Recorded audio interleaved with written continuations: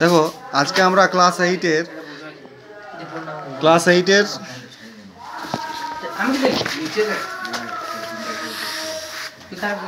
এটা এটা এটা 6 এর দাগের পেজ নাম্বার 6 দাগ নম্বর 6 সি এর দাগের অঙ্কটা করব। যদি দীপু তার ছবির কাগজের দৈর্ঘ্য প্রস্থ উভয় দ্বিগুণ করত তখন তার ছবির কাগজের ক্ষেত্রফল কি পরিবর্তন হতো? যেখানে দৈর্ঘ্য 15 ছিল আর প্রস্থ ছিল কত 8, তাহলে এটা আমি ছবি আঁকবো,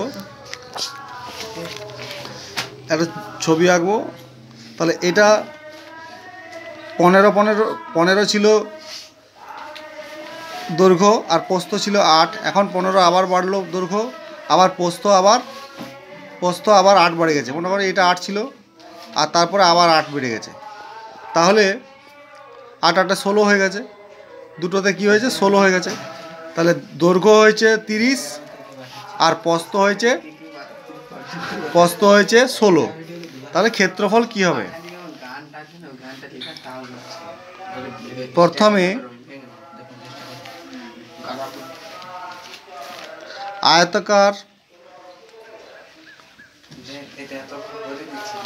আয়তাকার চিত্রের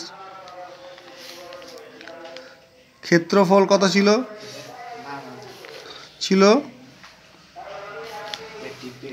15 গুণিত 8 বর্গমিটার, হ্যাঁ কি না, সমান 120 বর্গমিটার।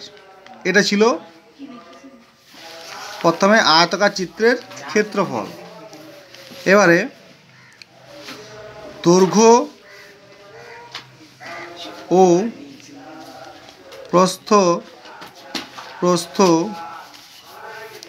উভয় দ্বিগুণ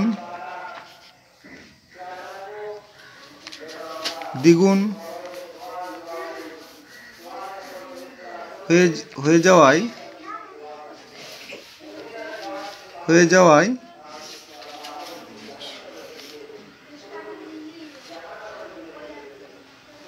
যাওয়ায়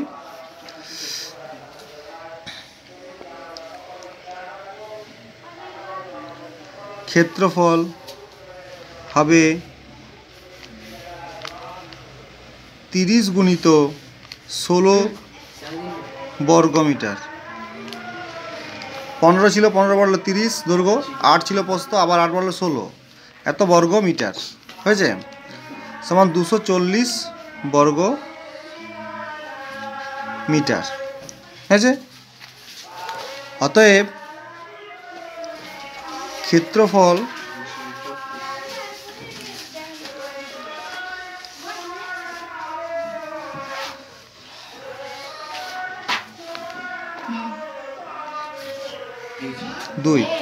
সমান 2